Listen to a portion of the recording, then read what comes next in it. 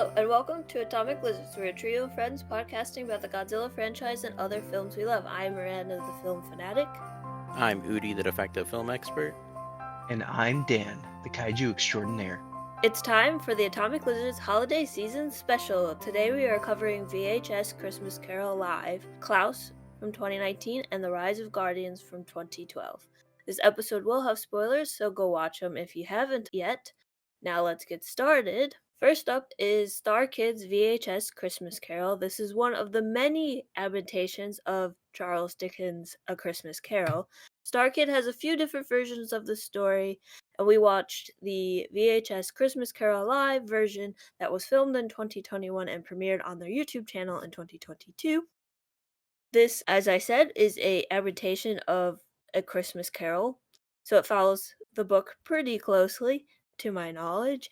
And it's just a stage musical, like a black box type situation where they go to a theater. There's a bunch of people sitting at tables in the audience, and they just do a bunch of stuff on stage. There's not many sets or anything, but they do utilize a projector and use that for like different elements of the story. It's actually really fun and really catchy. So if you got like 45 minutes, I definitely would recommend you watch it or even just listen to it. It's quite fun. But they take Christmas Carol and they still say it's like 18 something in London, but everyone's dressed up in 80s themed clothes with 80s hairstyles, and it's kind of presented as if it was a adaptation of the Christmas Carol that was made in the 80s. And I find that very fascinating. I've seen a few different other versions of A Christmas Carol, and I just like this one because it's so catchy. Like, Star Kid is very good at writing songs that will get stuck in your head. And they also were doing tours, or they were back in Chicago, I think, to do some live performances this year. And I think they did that last year. But like I mentioned a few seconds ago, this is an adaptation, so it follows Scrooge and his journey with the ghost of Christmas past, present, future, and it's like basically the exact same story you would see in any other one, but just like 80s themed. So, like, when you guys were watching it, what did you think about them adapting it into like this 80s musical? Was it interesting? Did anything stick out to you guys, or like what were your general vibes with this movie or short film? Recording of a live performance. There we go. We'll go with that. Yeah, I just want to give a quick disclaimer to our listening audience. If I sound a little nasally or anything like that, I am a little bit under the weather. I do apologize for that. But to continue on with the discussion, first of all, I didn't know that Star Kid did like this isn't their only adaptation of the Christmas Carol. It's interesting to hear that they also have like other versions that they've done in the past. Yeah, it's like the same like story, just slightly longer. Like, they released a slightly longer version this year on their YouTube channel for a limited time, but it's gone now. So it's, to my knowledge, basically the same thing, just like maybe with extra songs in it. Okay, because I was gonna ask, like, is it a different is it different at all, or but I guess that answers the question. Is it's just the same Yeah, thing but just with like more songs and whatnot? Well, it's that's pretty just, cool. yeah, when I was reading the wiki page for it, it's like, well, it they did like music videos for it on YouTube, and then it was being made in like 2020, 2021. So like the pandemic, and like, so there's just been a lot of variations. But Gotcha. Okay. yeah, that's what I meant by that, I guess. Yeah. But I will say that I did have a lot of fun watching this musical. I like the whole like retro 80s theme vibe that they got going with it. I found that to be really fun. Their interpretations of the three ghosts are very interesting. I can't say that I've ever seen the ghosts of Christmas past, present, and future like interpreted that way, so that was really funny. Yeah, Shout out to the Ghost of Christmas Present. He was probably my favorite, and really like the song that he Christmas performs. electricity. Yes, That's that what I you're talking said. about catchy songs. That song was catchy. I like that one. It gets stuck in my head all of the time, all year round. It's just a fun little song, and it's great. Yeah.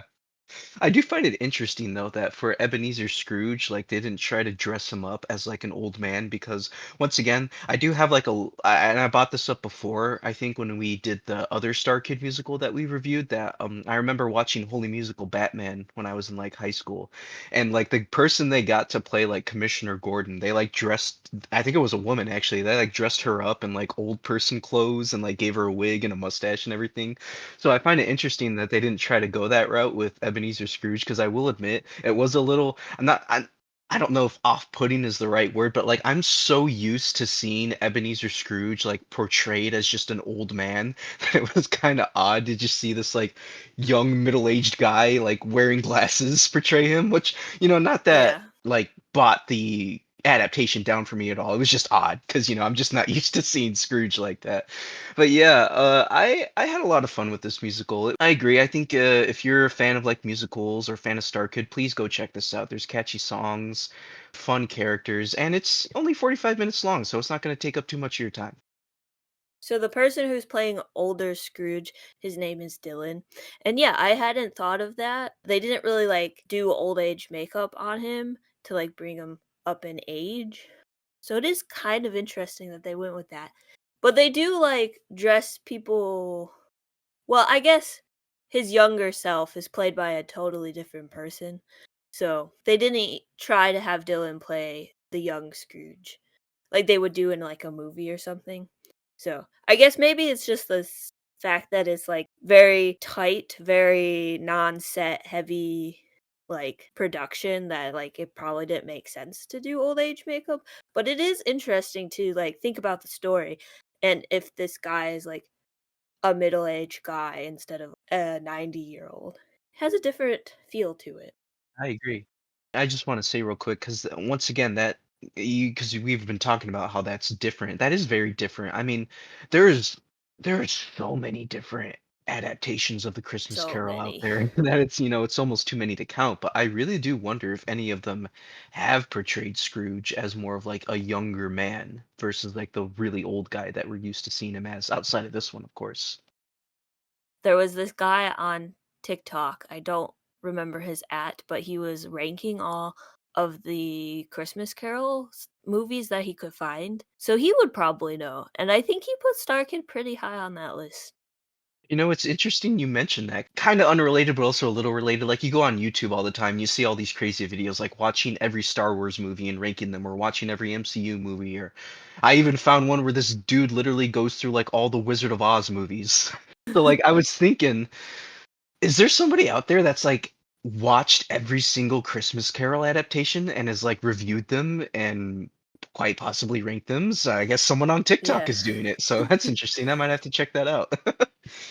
Yeah, there's a lot of different versions. Like the Muppet version, that one's good. Watch that for the first time last year. Classic.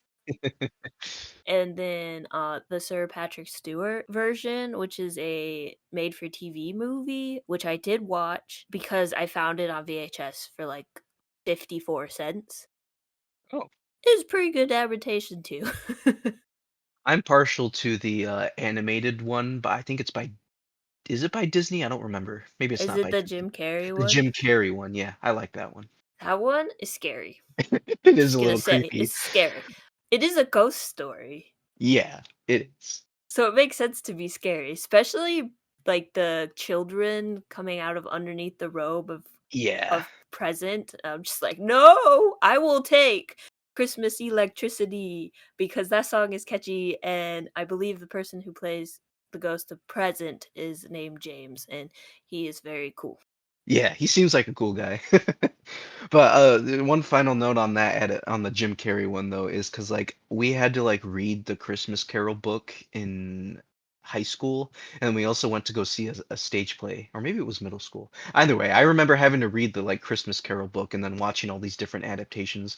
One of the reasons why I like Jim Carrey version so much is because I feel that's the one that follows the book the closest. And once again, there's so many countless adaptations that there's probably one that does follow the book really close that I'm just unaware of. But out of all the ones I've seen, I feel like the Jim Carrey one does follow the book the closest. And I like how they designed the ghosts too, because it's interesting with the Ghost of Christmas Past because like obviously with the Star Kid version, like they were going for like an 80s theme, so their version was always going to be different. But just the way it's described in the book and then trying to see like all these different versions like come up with their own version of the way it's described, it's always interesting because you got some where it's like, okay, that's pretty spot on, but then you got others that are like, that's not really close to how it's described in the book. And I like the version that they went with for the Jim Carrey one because he looks like a candle, and like the ghost in the book is always described as having like a light come out of its head or whatever. So,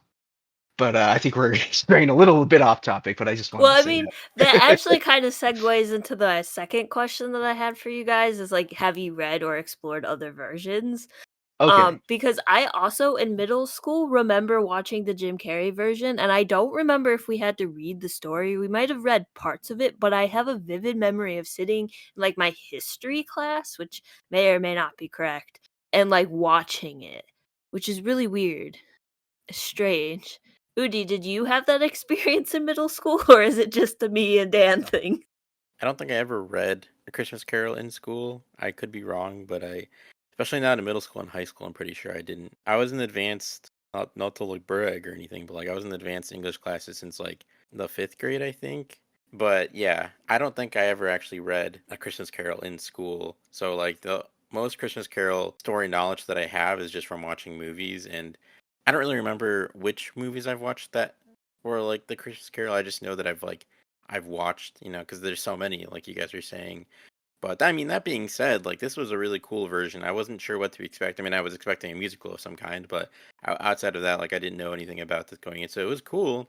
I liked that they went for like the old, like I mean, it was very like '80s themed, obviously, but I liked that they went for more of like the older, like futuristic look, where it was like a lot of silver and like just like neon and just the classic '80s sort of vibe going on. Like that was kind of fun, and I liked how the music was like synthy, and I mean, yeah, like Christmas electricity. I just couldn't get it out of my head after. I was like, I would just be like, I'm like, stop it, stop it, stop it. And that definitely gets stuck in your head. So like that was cool. I mean, I liked all the songs for them, like pretty much all of them that I can remember at least. There's definitely not like a song where I was like, that was bad. Like definitely not. They're all good, and all the performances were really good. And I just thought it was like a fun experiment on like how you can take such a tried and true classic story and just like do something different with it. So I thought it was cool. I'm not like the kind of person who watches like a Christmas movie every year. I might watch a couple with family or friends or something like that, but like me on my own, I probably won't. So again, like I don't have like a huge well of like Christmas movie knowledge, but this was cool. I enjoyed this. This is like a fun little experiment for sure. But I guess to more directly answer what you asked me, I guess not. I guess I don't have that experience that you guys had because, like I said, I don't think I read that story in school at any point. I maybe, like I said, but I don't remember doing it. So I'm glad that you like enjoyed this version because it is just fun. It's just fun to watch. It's ridiculous. The songs are catchy. Like I feel like I really really like it, but like I'm having a hard time like actually talking about it because it's just like it just makes me like jazzed for Christmas, I guess. But at the same time it also makes me very upset too cuz like there's some rough stuff going on. Like his sister died, his girlfriend, wife, engaged, fiance, that's the word, left him, and like you could just see like how Scrooge's life was and how it decayed into what his present life is and then what he would have been like assuming he hadn't changed. And like the ballad between Scrooge and the Ghost of Christmas Past with young Scrooge and his fiance is a really good ballad. They like hit the 80s ballad theme. It is exactly that. So it's really cool. I really like it. I mean, I'm just gonna keep repeating that, but Dan, you had something to say? Yeah, because you're talking about how, some of the more heavier themes or parts in this play. or musical. And I definitely do feel like that part of the reason, and just talking about the Christmas Carol story in general, that part of the reason why Scrooge is the way that he is because of what happened in his life. It kind of made him out to be that way. To be fair, though, I feel like, once again, it just depends on the adaptation, but I feel like he kind of did it to himself in some ways. His actions that he chose to do definitely influenced the things that happened to him. Like, he, at any point, could have been like, no, you're right. Maybe the money is changing me. Let's take a second to self reflect and improve and be better. But he chose not to do that. So it is semi self inflicted. Did you guys have a favorite song? I mean, I know we've talked about Christmas Electricity a lot, but did you guys have a different song that you enjoyed? Or is it just that one? Honestly, I don't remember or know any of the song names, but like I said, I mean, I did like all of the songs. Outside of Christmas Electricity, this probably doesn't help, but I think that I liked the song that played during the encounter with the first ghost, second most. I don't think that helps, but yeah, I don't remember or know any of Is the it song like names. I'm the ghost of Christmas past? Think so. Okay. Yeah. I don't know. That's not very helpful, but like I said, I liked that it was very like just overall like the music was very synthy and it like had like a good beat and like they had some like slower somber songs which I also liked, but I mean for the most part it's like very lively and like they're just dancing and then yeah. Yeah, Christmas Electricity is the most memorable one for me as well. I more or less have the same like outlook as Udi, but I did like most of the music. I did like the music that played during the Ghost of Christmas Past segment as well as the Ghost of Christmas Future segment. So the songs were good, but just Christmas Electricity was just the most memorable one for me personally. Yeah, that's fair. It is my favorite song. I have it on my likes playlist and I listen to it all the time. It's just, again, so it's not jazzy because it's not jazz, but it's so jazzy. Yeah. And the dance moves that they do for it get stuck in my head too. So sometimes I'm just like doing my work, listening to my music, and I'm like, oh, I have to do the dance move he does. Even though it confuses my brain a lot, I'm not very coordinated on the whole like dancing or like walking thing. So, but they do have a separate music video just for that song. If you're interested in seeing like a music video for it, I guess. And once again, I just want to reiterate, I love the character design for the Ghost of Christmas Present, like the glasses, the hair. Like Yeah. it kills me, man. I love it. I like the Xmas Now shirt, Yeah, the Xmas now.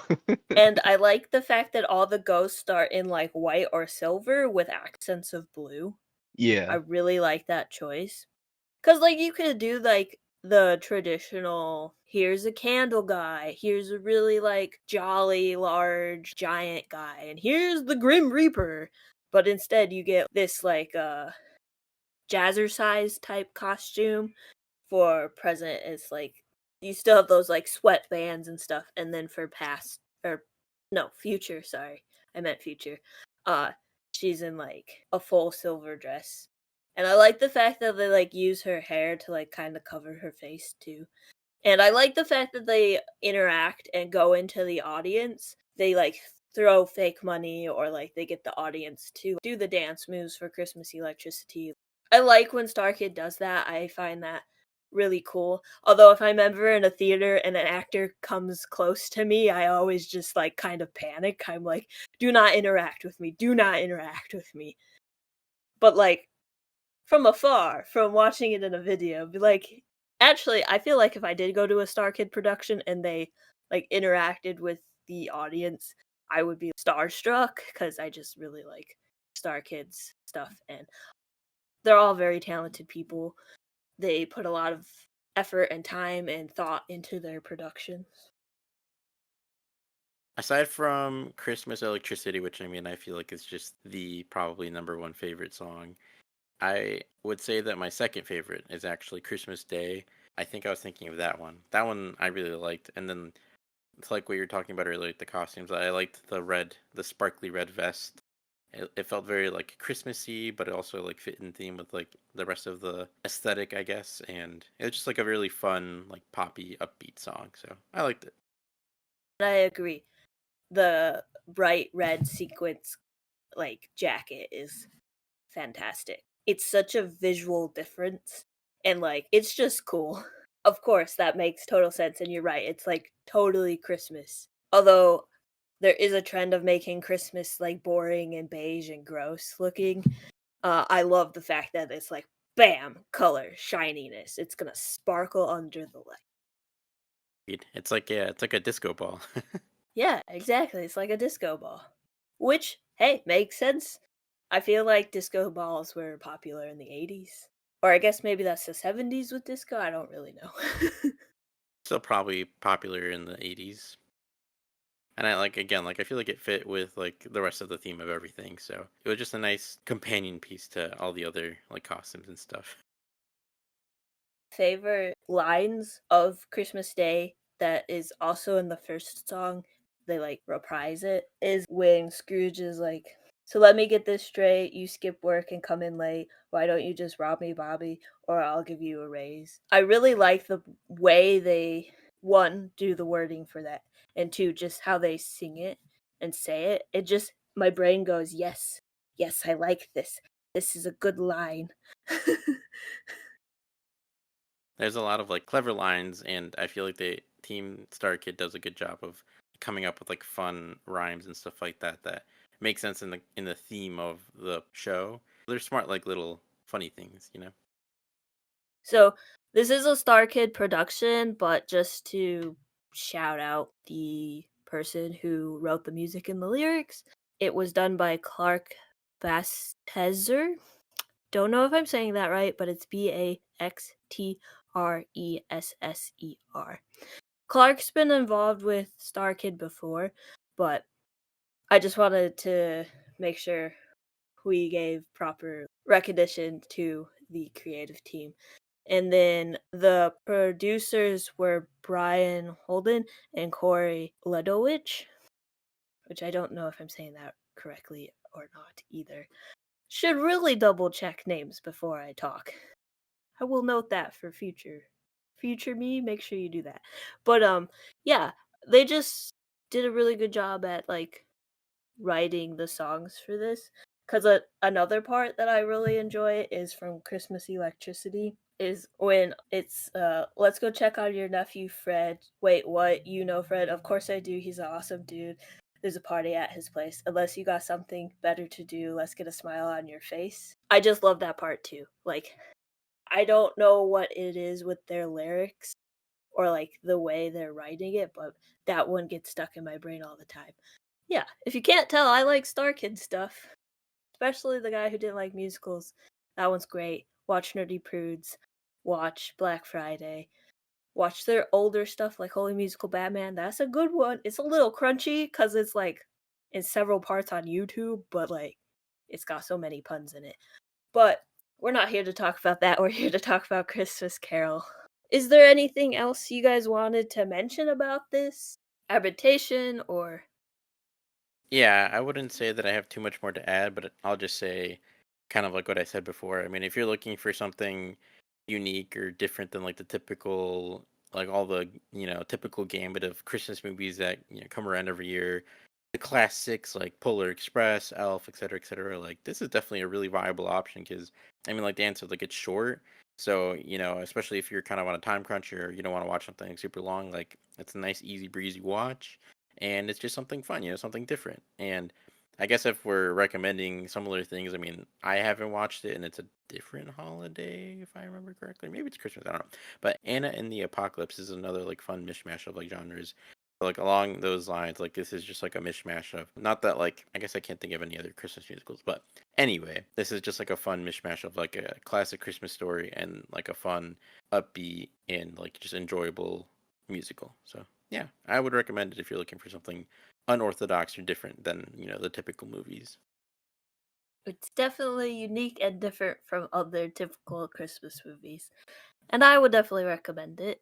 But if there's nothing else we have a desire to say at the moment, I think we could go into rating it. So, Dan, what would you give this out of 5? Yeah, I think I'm gonna go with a 3.5 out of 5. I found this to be pretty enjoyable. It was like Udi was saying, it's a fun, breezy watch, good music. I like the character designs or the costume designs, I guess, would be more apt description. But yeah, I had a good time while watching this. What about you, Udi? I will also go with a 3.5. It was the Christmas Carol story that you know and will love, but it was just like a nice, fun twist on it. So there's not really much else to say, at least for me, but it was good. I enjoyed it. I am heavily biased, so I'm giving it a 5. So that means that the Atomic Lizard's average score for Star Kids VHS Christmas Carol is a 4 out of 5. So, next up we have Klaus.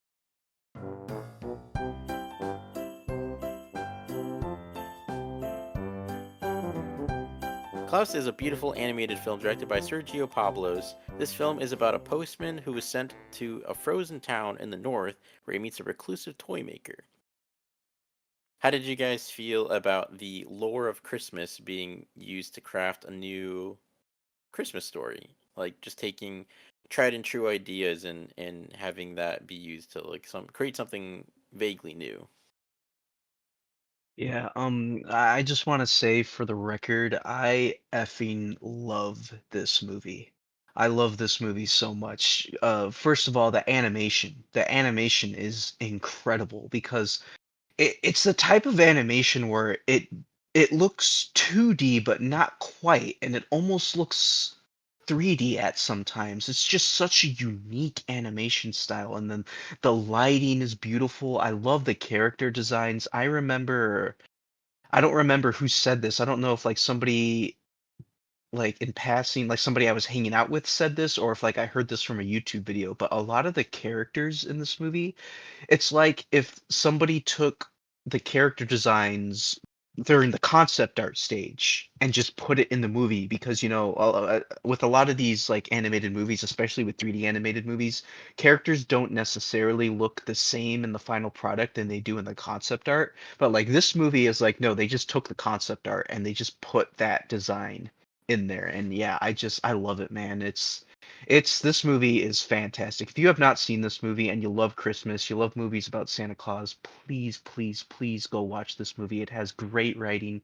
great characters, wonderful voice performances, and it's just a very heartwarming movie. Like every time I watch this movie, I always leave feeling all warm and fuzzy inside. And well, it's a Christmas movie, isn't that kind of the point for it to do that? So it does its job very well. And to answer Udi's question, I do like what they do with this movie because it's essentially an origin story for Santa Claus, but not in the way that you think.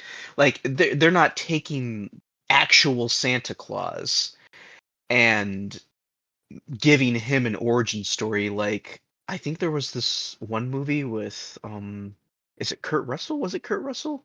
Where that's pretty much what it was, where it was an origin about Santa Claus. I don't remember exactly what it's called, but it's not like that. It's taking the idea of Santa Claus really and giving that its origin. Because like some of the things that happen in this movie, because the whole mythos surrounding Santa Claus, where he has like flying reindeer and whatnot. A lot of the situations that happen in this movie that give people the idea of that mythos is like completely coincidental. Like the whole like flying reindeer was because I don't remember exactly what was happening in the scene, but they were going like too fast to the point where they couldn't stop, so they went flying off a cliff. And there was a kid that just so happened to see them like fly past his window, so he was like, "Oh, flying reindeer." So like, I like how they play around with those ideas and whatnot. I did think it was kind of interesting how the movie doesn't really like take place in recognizable like areas because we think of Santa Claus, we think of the North Pole. Well, this isn't the North Pole. This is like what's the name of the town? Like Smeegs, like Smeedersburg or something like that. I don't remember the name of it, but like it's like this like fictional made up piece of land that it takes place in, and I kind of like that. not having it take place in like a real world location to where you can make that connection and whatnot. But yeah, I think the way that it kind of deals with the origin, once again, not so much the origin of Santa Claus, but the origin of the idea of Santa Claus. I think it tells it in one of the best ways possible.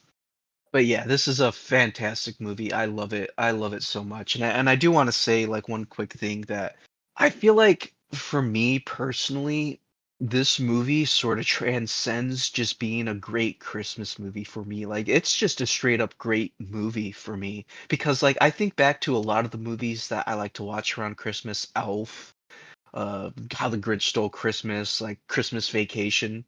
Those movies I would only ever watch around Christmas. Like you're not going to catch me watching that movie in the middle of July or something like that. But I really do feel like Klaus is a movie I could put on anytime just because of how much I love it, honestly. Like it I always save it for Christmas just to keep to the tradition and because it feels right, but this movie isn't limited to Christmas for me. Like I could honestly probably put it on anytime. I agree. It is a very beautifully like animated movie where it's like, is it 3D? Is it 2D? Or are they using a combination of the two styles? And it's just gorgeous. And the character designs have very unique silhouettes, which I really enjoy because in some animation you could just get the same like copy paste style with slight variations, where this one is like Klaus is very much distinguishable. The postman is very distinguishable. The teacher is. All of the kids are. The two families that are feuding, their leaders, definitely distinguishable. They just make very clear character choices that reflect the like type of character being portrayed. And it's very interesting because even if you can't see the detail, you can still recognize what character it's supposed to be. And the story is really good, but like there's just some shots in it that are just like very pretty to look at. And I feel like they did like a 2D with 3D elements, so the opposite of Spider-Verse that did 3D with 2D elements. And Klaus's animation style works so well, and there's not, to my knowledge, any other movie that looks like this. The way they show nature and the animals and the characters, even like looking at the wild robot, which is another one out in nature in the woods, they're so distinguishable, and yet it's so pretty. I love a good, pretty animated film. For the record, I agree with you, Miranda. I don't think there is any other animated movie that looks quite like Klaus. The fact that it is on Netflix, so that means anyone can watch it. I hope that they did a DVD release of this or Blu-ray or something because I would love to own it. It's just a classic Christmas-y type story that takes the origin or the lore of Christmas and does a new take on it. I like the fact that it's the postman who's doing the delivering the presents and all this, and it becomes like this myth among the children, and then you add in magic, and like it's just a very unique and very cool take on it that's not like Santa lives in the North Pole and he has elves. Be like, no, this is a guy who is a toy maker who stopped making toys for a long time and now has decided to make them to bring joy to the children. And then the postman obviously has his little arc where it's like no longer about getting the letters and getting out, but like because he actually cares and develops a relationship with the people of this town. Very good. Yeah, so this is my pick. I'm not like the kind of person who will just by myself usually watch like a Christmas movie, and at least anymore. Like when I was younger, for sure, but not really much anymore. But like this one, I really liked. Yeah, like the first time I watched it, I didn't really, I wasn't really in the mood to watch it, but I was like, whatever. I was watching it like virtually with some friends, and it's what they wanted to watch. So I was like, all right, that's fine. And then we watched it, and I was like, you know what? I'm glad that we watched this. This was actually really, really sweet, really cute, really, really wholesome, really just warm and nice. And I feel like that's ultimately what I like the most about it. Like, there's a lot of stuff here that I just really, really like, but like just overall, like the feeling of the movie, like the wholesomeness, the optimism, the sweetness, the niceties, it's just a very pleasant film to watch. And I think the voice cast does an incredible job. They even like from the very beginning, you have Jason Schwartzman who is playing off the silly, but also like really easy to hate, spoiled rich kid who doesn't want to work or do anything and is just being pampered, and he's like purposely like flunking out of his program so that he doesn't have to do work or anything. It can just live his privileged life. And by the end, you love this character and you're so happy with how his story turned out, and you're happy with his connections, and you're happy with like how everything turned out. So it's crazy to think how this movie began and like what your initial thoughts are on the character to like how the story ends and what your final thoughts are on the character and just like the story overall. But that being said, I mean, like the other two said, the animation is really pretty. It's a really unique and fun art style. I hadn't watched it in a few years, so this was kind of like a fun refresher because I was like, I remember really liking it, and I was like, man, I hope I didn't like overhype it for myself, but no, like it lived up to it. It was really sweet, really cute. It's really nice, and I really did enjoy how it played around with like the classic Christmas lore, if you want to call it that. Like you see the guy who's Santa Claus, the toy maker. You hear his laugh, and it's like, really, that's how you laugh, and he just happens to laugh like ho ho ho, and like Dan was saying, like you see the reindeer didn't actually fly. It just happened to be that this kid looked out his window, and then he just saw the sleigh with the reindeer after like they took a jump, so it looked like they were flying, and just like seeing all these like little like fun little nuggets of Christmas lore being interwoven into the narrative and just like fun little moments. Like that was really nice. But ultimately, I think like aside from all of that, I do think that ultimately my favorite thing about the movie is like the message about passing along a good deed. And as long as you do a good thing for someone, it'll get paid forward in some way, shape, or form. And I think ultimately that's it's my favorite takeaway of the film is that message, because not only is it just a very wholesome and nice message, but it's just a very optimistic message, especially with how the world can be. So I just really like that part of the movie a lot, personally. But obviously, all the Christmas stuff is very nice and cute.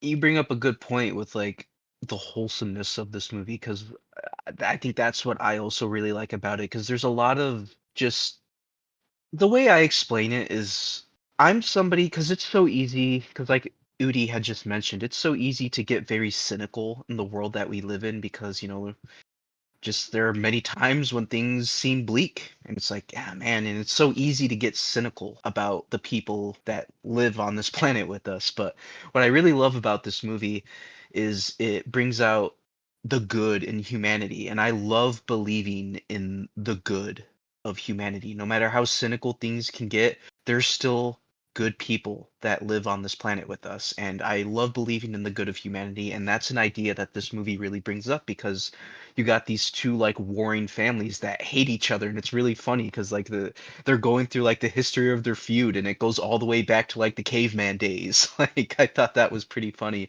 And there's at one point where the kids, because like it's stated by the postman that if you want to get new toys from Santa, you got to be good. So the kids start doing these good deeds and they start doing it on behalf of their family. So like there's one family, I think there's a scene where like they give one family like a basket of berries to the like other family that, and these people hate each other, but they accept the gift and then they just keep giving back to each other. Like the other person comes back with like a pie and the other person comes back with this and that, and it's just like, I really like that. And another thing that I really like is so the Alma, the teacher in this movie, I like how things start with her because she's once again just this very like cynical person. Like she wanted to be a teacher and she came to this town to start a teaching career, but realized, oh, like I'm not going to be able to start my career here because nobody in this town cares about getting an education. So I'm just going to start selling stinky fish and I'm going to save up and I'm going to get out of here. And when we first meet her, with the postman, that's how she is. She's very jaded, very cynical.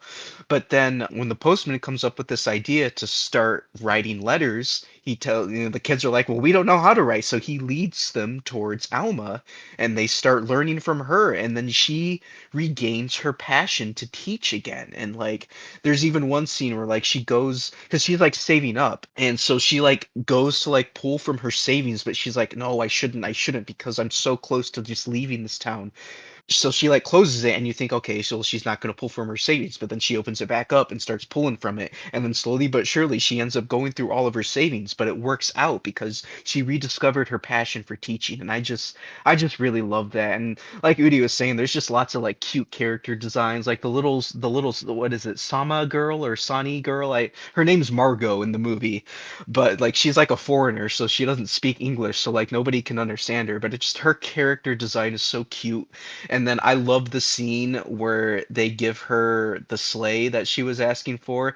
I don't know about you guys, but I always get really teary-eyed during that scene because like her character, like I said, her character design is just so cute.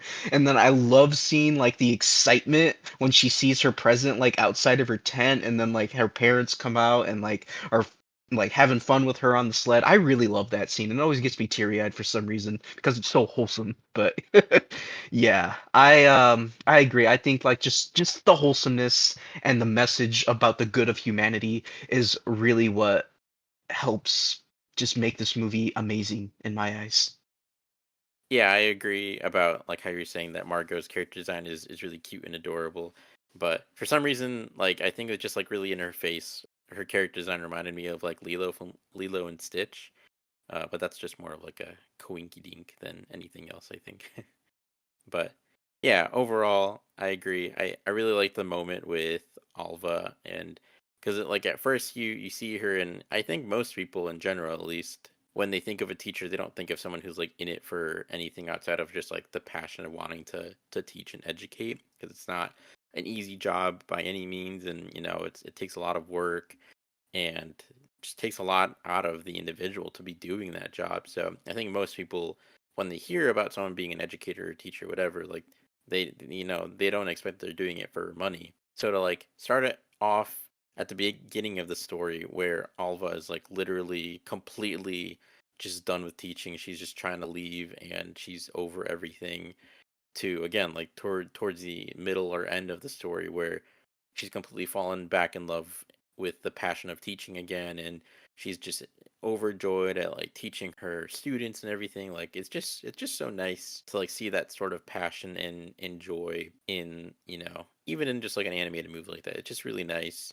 And even to that point, another aspect of the film that I like is it really shows the power of education, because it shows how, and obviously, like, yeah, this is an animated movie, whatever, it's for kids, blah, blah, blah, blah, whatever you want to say. But I honestly believe in this messaging that the more educated a populace is, and, the more that people are friendly to each other, despite their differences or whatever, like everyone will just be happier. You don't have to like, I'm not saying like, oh, everyone has to have like a master's degree. Like that's not what I'm saying, but just everyone kind of being educated and seeing how things work, and just in general just being kind to one another and just helping each other out. And like that one scene that Dan was talking about where the one neighbor, like these neighbors like hate each other, like they were literally like constantly fighting over and over and over again for generations.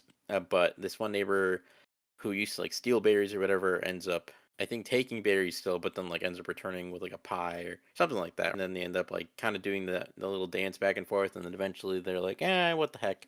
And they start hanging out. Like that's just really nice, like Dan was saying. Not to like completely reiterate the point that he just made, but yeah, I also really like that scene. It just, there's a lot of like moments like that where I just feel like at the end of the day people realize it, there's not that many differences between them, and like obviously it's in this context, but there's not that many differences between them, and like they're all just trying to live a happy life. And once like the hatefulness and the ignorance and all that like goes away, it's like you're just people, trying to have a good time and be happy. So it is just really wholesome and sweet. I really like that whole aspect of this movie. It's really nice.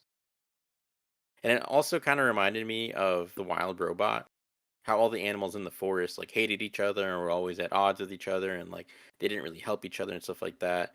And then all of a sudden this stranger comes in and they all end up, uniting and becoming a community. And that's ultimately like this thing. And maybe it's just because the world feels kind of divided. I mean, specifically our country, but like, different parts of the world feel very divided and at odds with each other at the moment. But I don't know. There's just something about that feels really nice. Because at the end of the day, I mean, we are just like trapped here together, or kind of just on an island all together. So it's like it's easier said than done, but we are all here together. So it's like we might as well try to make the most of it and try to be kind to one another and all that stuff. So I like both these stories a lot, and that is definitely one aspect that I enjoy a lot. I'm not always one for like kumbaya stuff, but like that kind of stuff, like done in this way, like I do really like. It's just very wholesome, you know. I feel like you'd have to purposely like want to hate it to not enjoy it. So it's just nice. Yeah, I don't think I could see anyone hating this movie. Like you said, someone would have to like purposely hate it because it is just a very nice, wholesome, and unique story with beautiful animation. So I can't see why anyone would dislike it. I've only seen it a few times, so I'm not that familiar with it, but upon rewatch, I was like, this is a really good movie, and it does cover all of the topics which you just discussed. But it is nice just to watch a movie with like that message of like, hey, maybe just try being nice to each other. You don't have to hate each other. You can work together and like all of that jazz. It's a really nice movie to put on in the winter time, whether it's for Christmas or not, because it has that like cozy-ish feeling to it.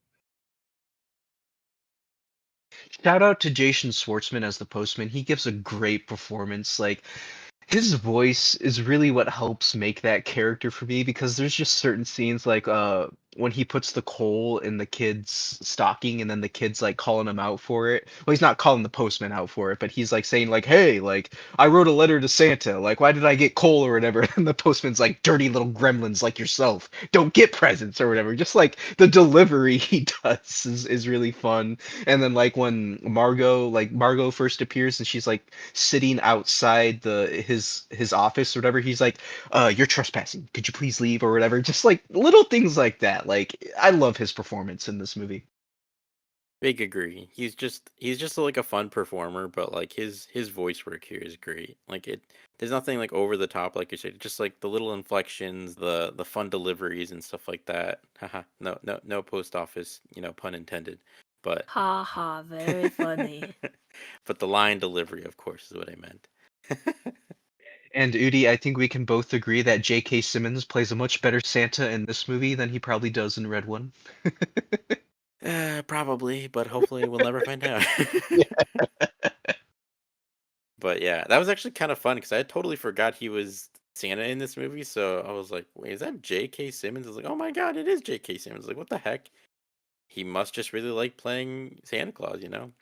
I guess. Well, it's so interesting. Okay, not to go off topic, but it's so interesting because J.K. Simmons is definitely one of those actors who've gone from being an actor to just a voice actor now, kind of like Mark Hamill, you know? I find that so interesting that J.K. Simmons is now in that category. Yeah, for sure.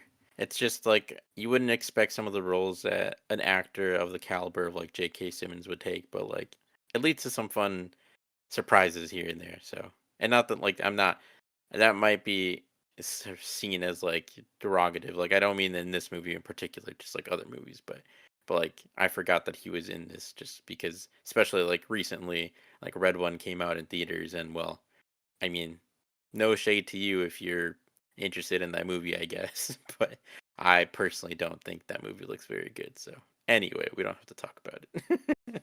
Did you guys have a favorite character or moment or like any quote or anything in the film that you specifically wanted to highlight outside of the things you've already said and highlighted previously? Favorite moments? The entire movie is my favorite moment. All Nah, right, podcast over.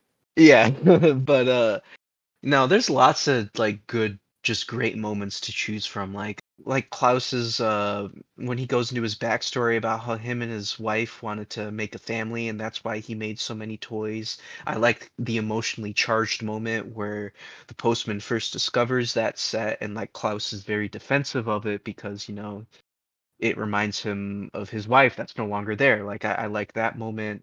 One interesting thing is while we're talking about the quote unquote origins of Santa Claus, I do find it interesting that how in this movie it's like, oh, they just liked red for whatever reason. Now you can't go with the real life reason for why Santa is red because the actual reason for why Santa is red is because of Coca-Cola. Like He was blue, Coca-Cola, he was green, and then yeah, he was Coke was green, like, yeah. we're gonna use him as our mascot and have him hang out Yep. with polar bears, and now he is officially, his color is red. Yep, and it's just so crazy to think about just Coca-Cola had that much power. Like they could literally just change the mythos of this like Christmas icon. So Yeah, it's crazy. yeah. So yeah, that they can't do that in this movie because one, then well, they probably have to get product placement rights, and this movie would just feel off if like Coca-Cola was in Oh it. yeah, So no, no, no, no, no. We are yeah. not putting brand sponsors in this movie. Yeah. No, This so is not Jurassic World. yeah, but it would have been kind of fun though if like if they would have done something along the lines of, oh well, I liked green but they went with red or whatever because they really liked the soda or something like that, not explicitly saying it was Coke or whatnot, but who knows, that might have felt out of place as well. But I do find that funny how the movie just goes with that, and it's like, well, technically Santa's red because of Coke, but that's besides the point. Maybe in that Red One movie you guys are not too thrilled about. Oh I feel yeah, like it would be like one of those like stupid dumb jokes they put in one of those stupid dumb Christmas movies.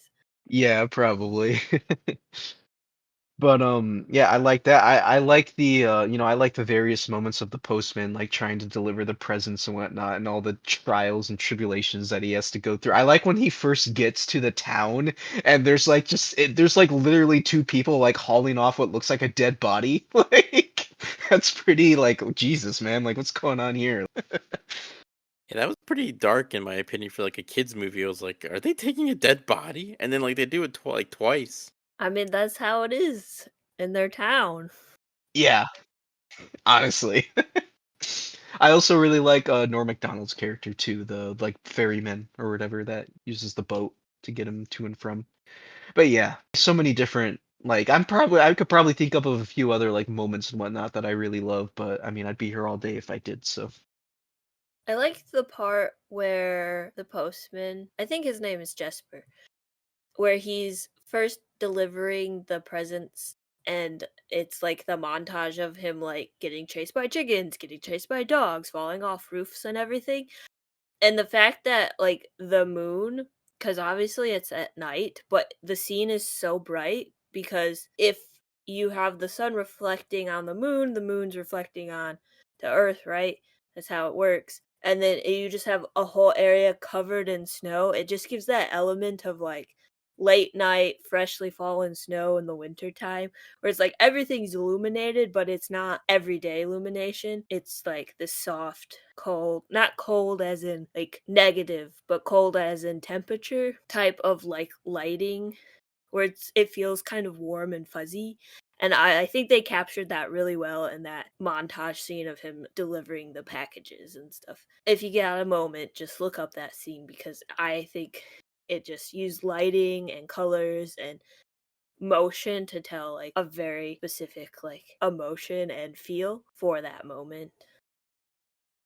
shout out to that scene that Miranda just brought up because yeah, one, it looks beautiful, and two, I love the joke where he's getting chased by I think it's like a hog, then he's getting chased by chickens, and then he's getting chased by the hog and the chickens. Like I got a real kick out of that.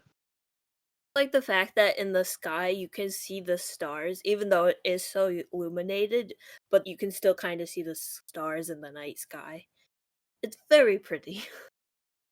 And just to add my like little outside of like my the things I already said, like my favorite little thing, I really like the quote that I believe Klaus said before, or at least originally, which was a true selfless act always sparks another. Like again, that's just my favorite part of the film, and I just really like that quote because it doesn't always necessarily happen in real life, but like the idea of it is just really really nice, and I really like the messaging in the movie, regarding that idea. So that's probably like my favorite little quote in the film. But do you guys have any other thoughts, or are you guys ready to rate Klaus? I don't have anything else to add.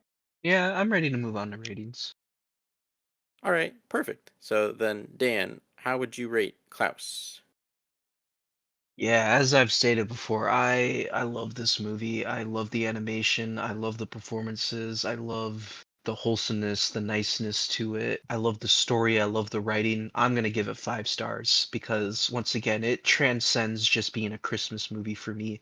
And for a movie that's Christmas based to do that, I think is for me personally is really special because like I said, most Christmas movies I ain't watching outside of the Christmas season, but I could see myself watching this movie outside of the Christmas season. So yeah, I love this movie so much. So 5 stars. Nice. Yeah, I mean, again, I feel like you'd really have to try to hate this movie to not like it. But that being said, I'm gonna give this a 4.5 out of 5. Don't ask me what the point 0.5 that's missing is because I couldn't tell you, but I feel like it's higher than 4, but it's not quite a 5 for me. But I really like it. It's definitely my favorite Christmas movie, and like Dan was saying earlier, like it's just a nice movie. Like you don't even necessarily have to watch it around Christmas, although I feel like I would. I don't know if I could watch it like during the summer, but it is what it is. I just want to say real quick that the only issue I had with this movie, because when you had mentioned, oh, like I don't know what that point five is, I will say the only slight issue I do have with this movie is I felt like some of the needle drops didn't work with some of the scenes, but that's more of just a nitpick than it is like an actual flaw with the film. So, and it's just me. I know that's fair. I feel like that's definitely a thing that comes up sometimes, where like not to get off on a side tangent real quick, but like in the Super Mario Bros. Movie, that one has just kind of needle drops that don't really work, but it is what it is. What about you, Miranda? What would you rate Klaus? Give it a 4.5. It's a really good movie. Definitely watch it. That's just the number I'm feeling. I wish I could give you a reason, but again, I that's just the vibe today. It's a 4.5. That's fair. That's a good score regardless. And so, with that being said, our combined score is a 4.6 repeating, which means that the official Atomic Lizards score for Klaus from 2019 is a 4.5 out of 5. Now that we've rated Klaus, our final movie of the episode is Rise of the Guardians from 2012.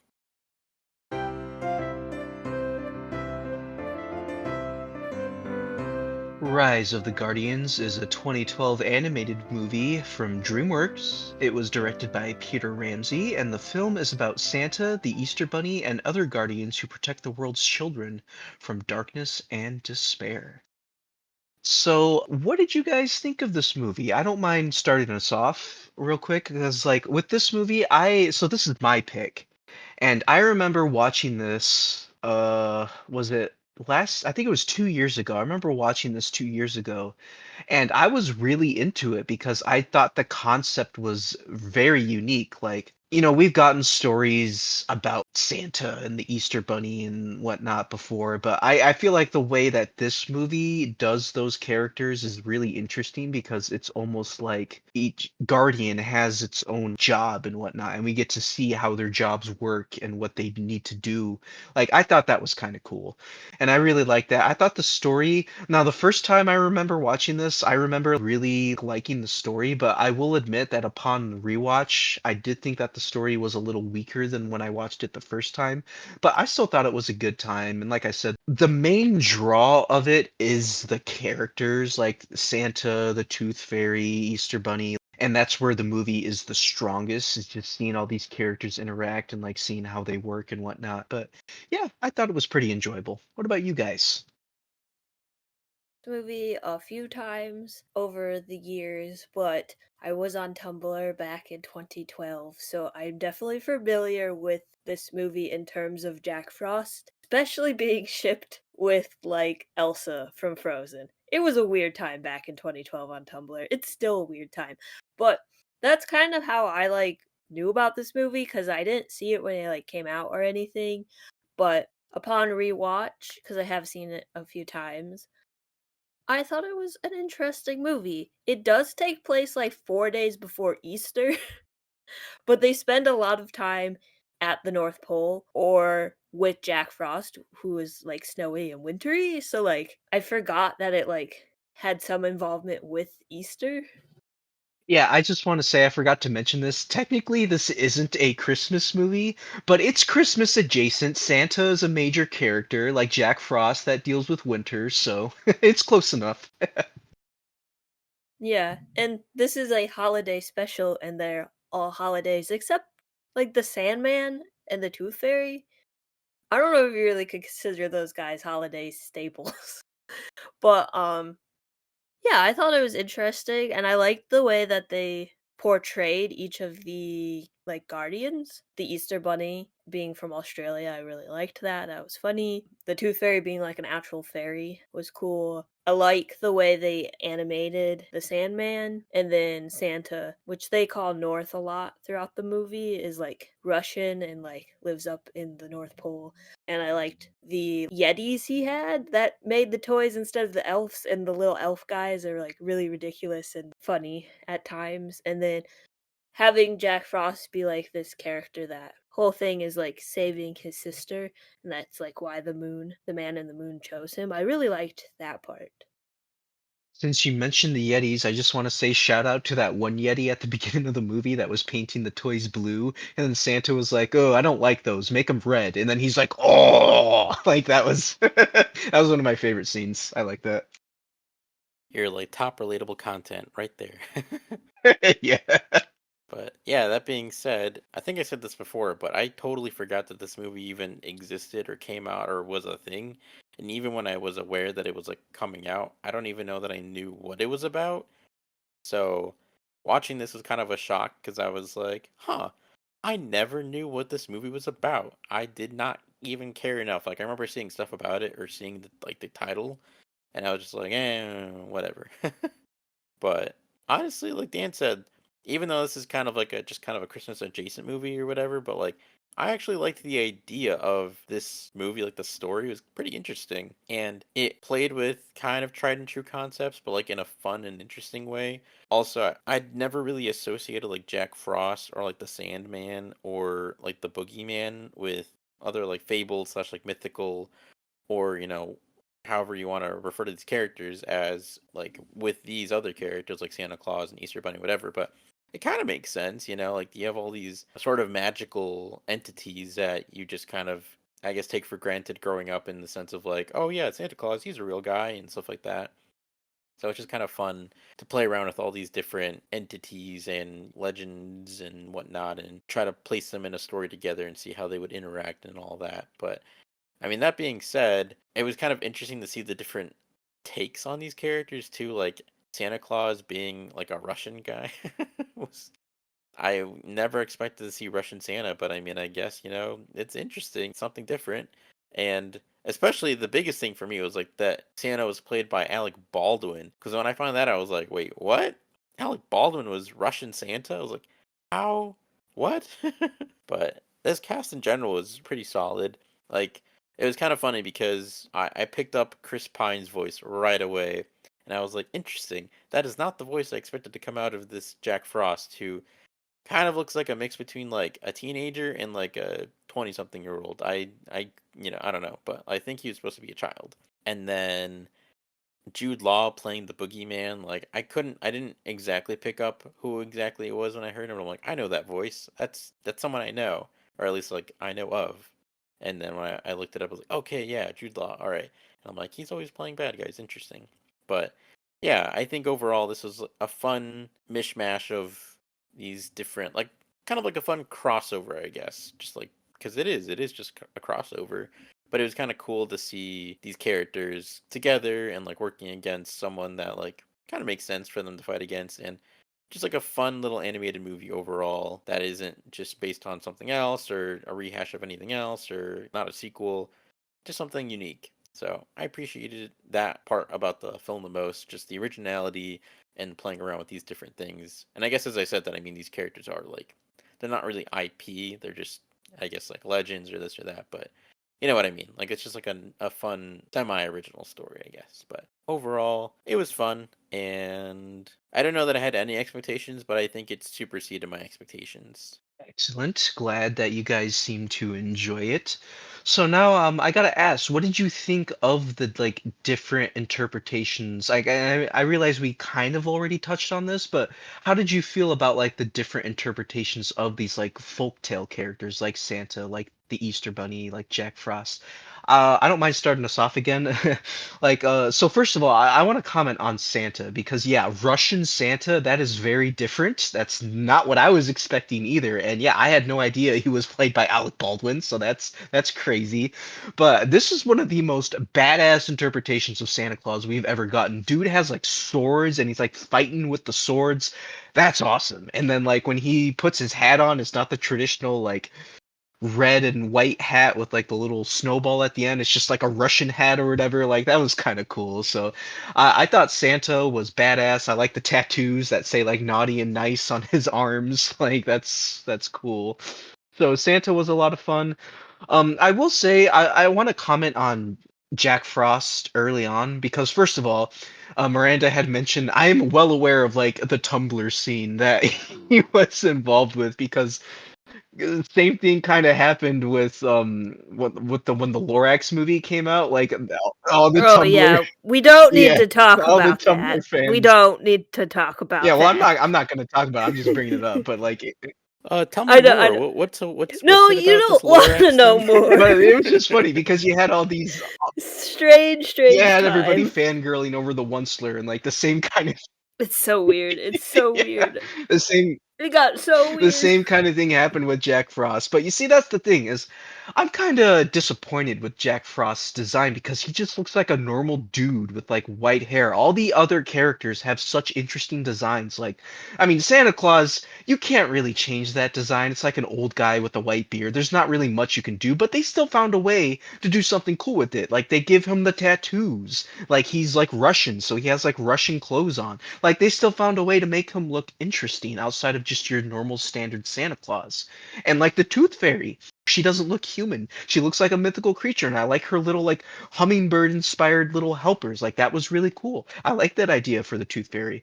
And then Easter Bunny, they even play around with his design a bit. I mean, near the end of the movie, he looks more like a traditional Easter Bunny when he gets his power taken away, but when he's like fully powered up, he's like this big, like muscular, like skinny rabbit monster almost. Like he looks cool. Like I like the patterning on his fur and whatnot. Like they don't make him just look like a normal rabbit. And like the Sandman even has an interesting design because like he's just like short, stout little guy. He is like his clothes look like they're made out of sand. I like what they do with his hair. Like they give his hair like kind of an inspired sand-like design.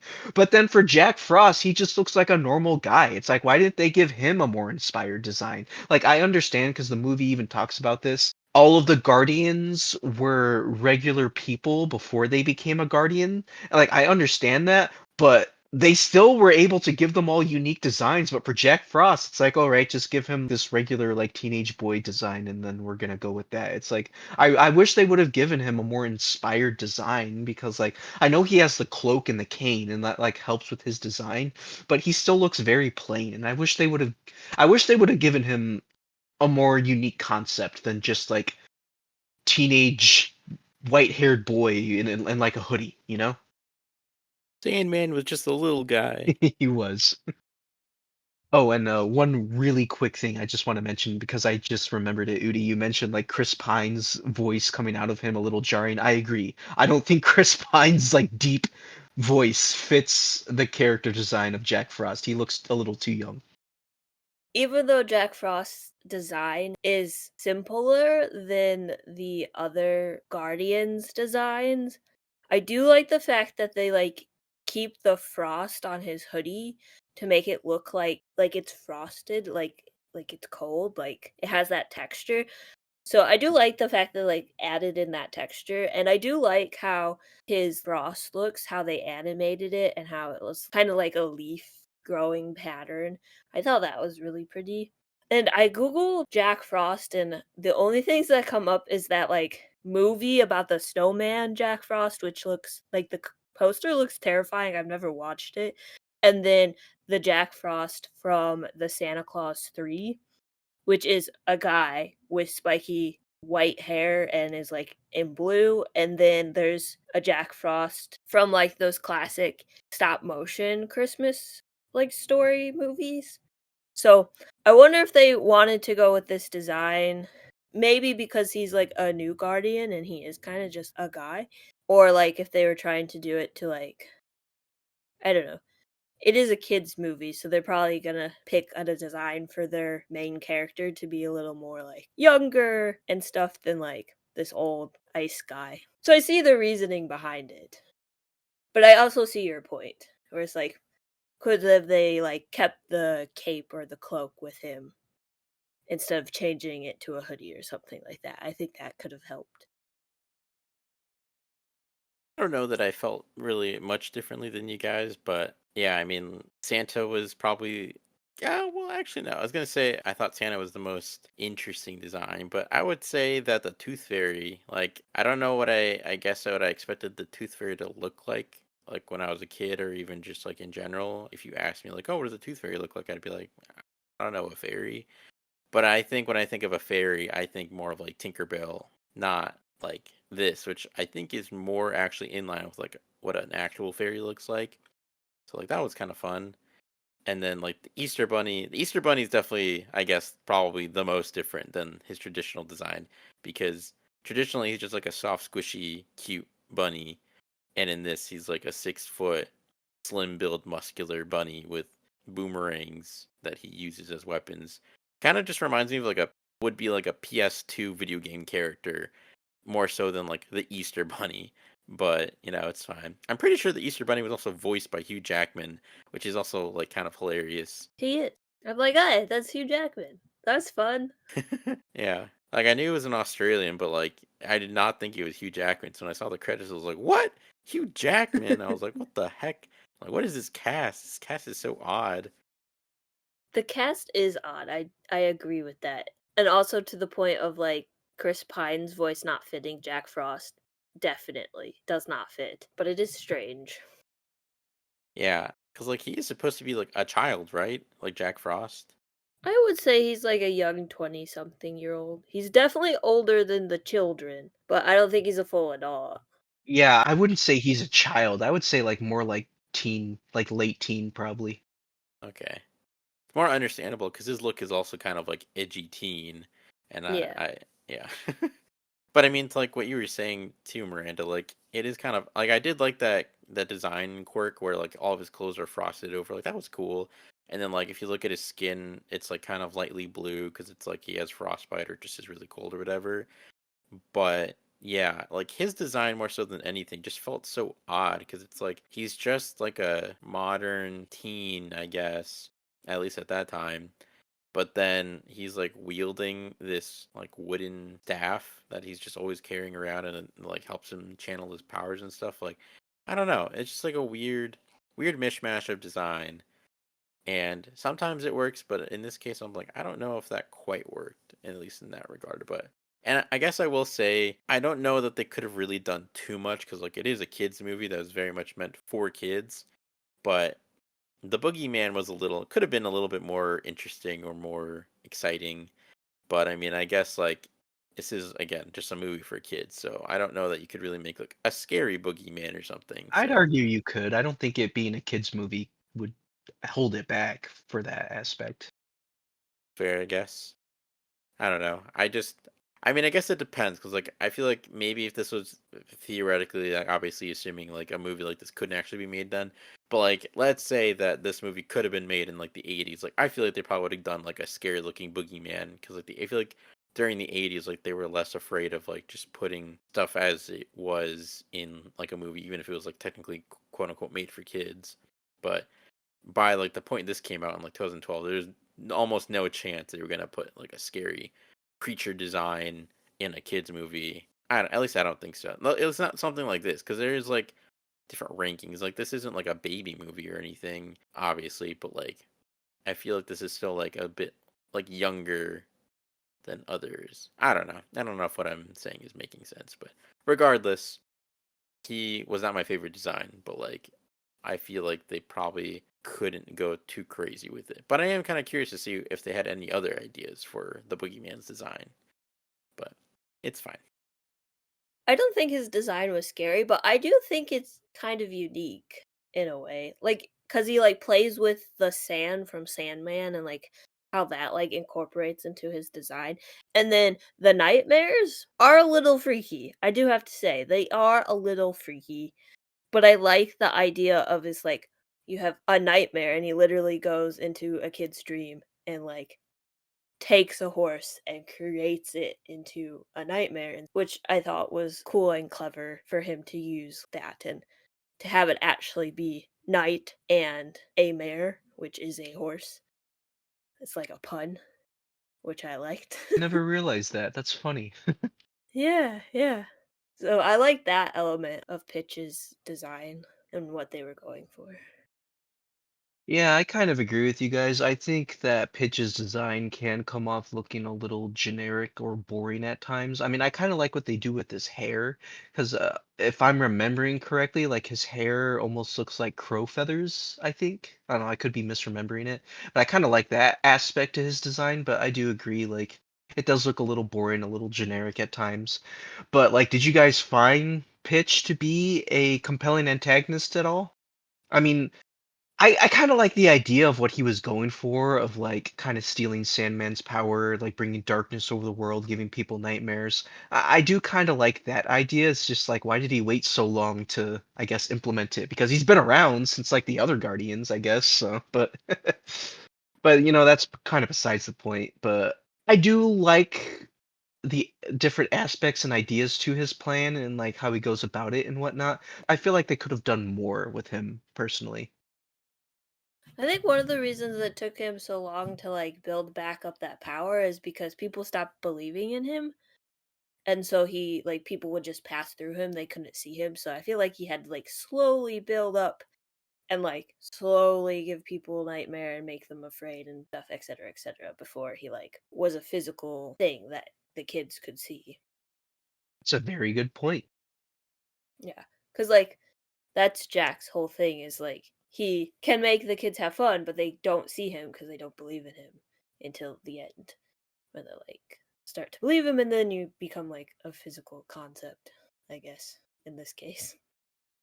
Yeah, I felt like the boogeyman idea, like his plot and everything, was interesting overall, but I don't know that he was necessarily like super compelling just because he was just kind of a bad guy. He was like, aha, you all exist. I want to exist too. I'm going to get rid of you. And then like hatched his little scheme. And kind of like what you were saying, Dan, like it just kind of felt rushed. Like he went from like I don't know, when the globe first started getting covered like with his shadow and everything, I was like, who is that? And then finally I was like, oh, it's the boogeyman. Oh, okay. But like I didn't really put two and two together, like because we start with Santa. Well, we don't start, but like we see Santa in the North Pole, and then all of a sudden that happens, and I'm like, what is that? And then you get the movie going and everything. I'm like, okay, okay, interesting. But I don't know, like I just feel like it just goes really really quickly, and then boom, they like defeat him, and then it's just kind of over, and then he gets like betrayed by his own like little creatures, and then it's just the end of the movie. So I don't know, he was fine. I don't know that I was expecting too much, but he was okay. Not bad, not great, just fine. Yeah, and that kind of plays into like the aspect of the story as well. Like I thought the story in this movie was fine. Once again, I really liked the concept. I liked seeing these folktale creatures, seeing how they work and whatnot, and seeing how they go about. I like with the Easter Bunny, like whenever he burrows underground, he leaves behind like a little spring flower because, when you think of Easter, you think of spring. It does kind of represent spring. So like I liked that.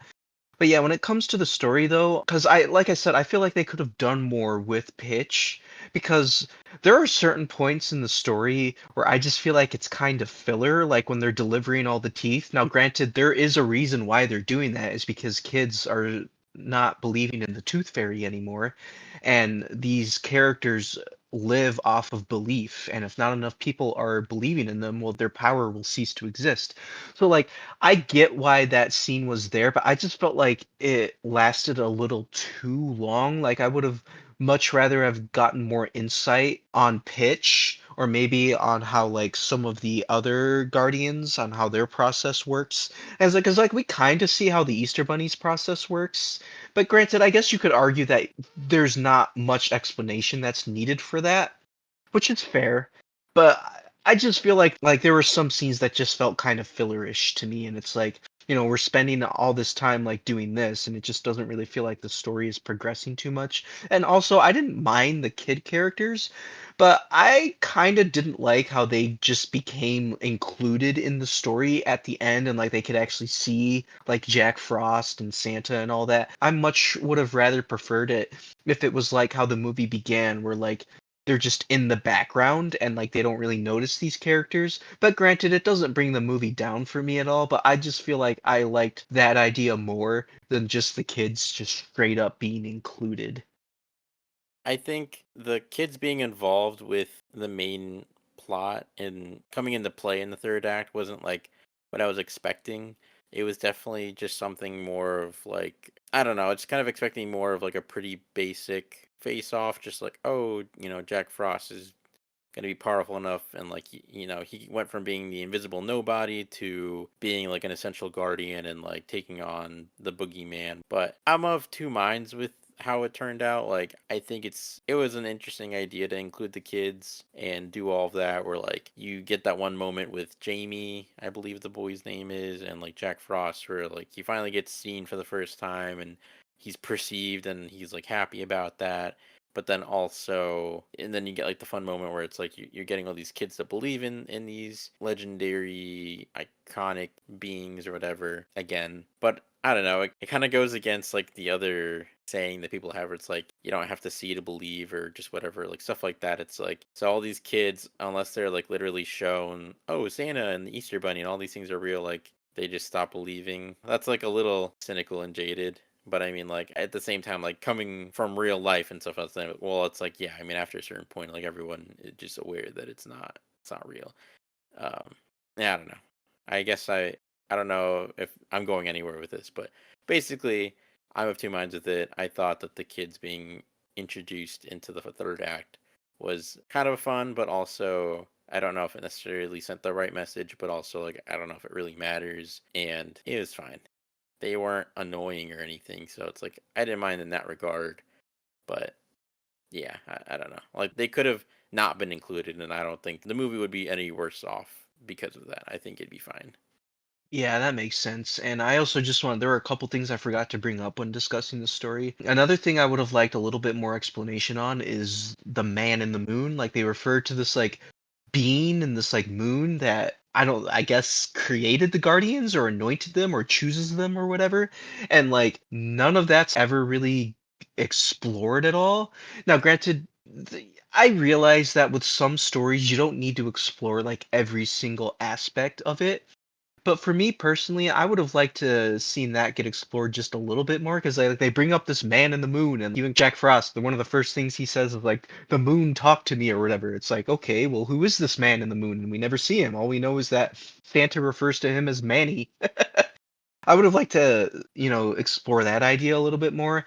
And I also felt like the writing was a little weak when it came to like the Sandman just coming back, because he like gets quote unquote killed off by Pitch at a certain point in the movie and you all think he's dead, but then he just comes back with no explanation. It's like, how did he come back? Now granted, that could be chalked up to, oh well, it's just a kids movie, so like they don't need to explain it. But once again, I feel like having the excuse of it being a kids movie doesn't, like, that's not good enough for me. Like, just because you're a kids movie doesn't mean you can't have good writing and you can't explain how things happen. So I would have liked a little more like exploration and aspects in that category, but once again, it's not that big of a deal, and I still enjoyed the movie for what it was. But yeah, I just wanted to mention that because I'd forgot to mention it. But did you have any thoughts on the story at all, Miranda? I don't think they really needed to explain the man in the moon, because they don't really explain like any of the other guardians other than Jack. Like, I guess we get North's center, and they don't really explain how the Easter Bunny came to be. So I was just accepting it as like, hey, this is a story about fables and children's stories and all of those fairy tale creatures. And I was like, yeah, of course, there's a man in the moon. Totally cool. And then the Sandman comes back because like they're like fighting Pitch and like something of that nature. So like just having the Sandman come back makes sense because Pitch is using all of the sand. So if the sand is no longer evil, it means it's good, which means it's the Sandman. So I didn't really question that part either. And like the kids being in it makes sense because like the whole idea of like staying up late at night to catch Santa Claus, or oh, I really want to see the Easter bunny, so I'm gonna stay up all night. And then having the kids actually like see these beings is part of that mythos, I guess. So the fact that they can like see them makes sense, and they stop believing because they stop having good dreams, and then all of a sudden they lose a tooth and the tooth fairy doesn't come, and then Easter comes and there's no Easter eggs. So like it's a progression of them to stop believing. And yeah, like believing, you don't have to see something to believe in it, but like in this universe of the story, the kids stop believing because these bad things just keep happening until the last kid, Jamie, is like, I still believe in you. I know you're real. And then a being that he doesn't even know about comes in and is like, gives him a sign. I think it makes sense. I didn't question any of it. Like, I see where you guys are coming at for that stuff, but like, there is a progression of why the kids stop believing. And I don't mind the fact that the kids help in the last third act. It's a movie about beings that are centered around kids believing in them, and the fact that they get to like have a little battle and like work with these beings is kind of cool. You bring up some good points, Miranda, but I think at this point it is time to move on to ratings. So, yeah, Miranda, what would you rate Rise of the Guardians? I'm gonna give it a 3. It's a pretty decent movie. Watch it if you want. Go to the library, rent it, whatever you want to do. It's a fun kids movie. I don't think it's DreamWorks' best movie, but I think it stands with their other films that they made. So, yeah, I'm gonna give it a 3. Solid point, solid point. What about you, Udi? What would you give Rise of the Guardians? I'm also gonna give it a 3. Again, like Miranda was saying, and like I mentioned before, like it's not bad. Like, and the idea of the story is quite interesting and is a unique story for sure, especially like a kids movie and everything like that. But I don't know, it just didn't quite do enough for me. Like it was totally fine, totally watchable, and perfectly enjoyable like little movie. But yeah, I probably won't like have any interest in watching it like again super soon. But it's one of those where it's like I wouldn't be opposed to watching again, but like I'm not dying to watch it again anytime soon either. So 3 out of 5 for me. What about you, Dan? And I think I'm also gonna give this movie a 3. I was thinking between like a 3 and a 3.5, but I was like, you know what? I think I'm also gonna give it a 3 because I do like the ideas. Once again, I like the idea of taking these folktale characters and giving them their own backstories and whatnot. I like the concepts. I think it's very unique for like an animated like holiday kids movie. I do agree with Miranda. I don't think this is up there with some of DreamWorks' best, but it's decent. It's completely harmless. It has cool concepts, and while I do think the writing can be a little weak at times, it's worth putting on if you feel like watching it, or if you have kids and you want to watch a fun movie with them around the holidays. I think this is a perfectly fine movie to watch with them. But we all gave it a 3, so that's easy math. The Atomic Lizard's final rating for Rise of the Guardians is a 3 out of 5. Thank you so much for joining us and listening to our conversation about these 3 holiday films. If you're interested in hearing more, check out our previous episodes, and as always, you can find us on Instagram at Atomic Lizards Pod and on Letterboxd at Atomic_Lizards. Happy Happy Holidays, holidays! holidays. everyone.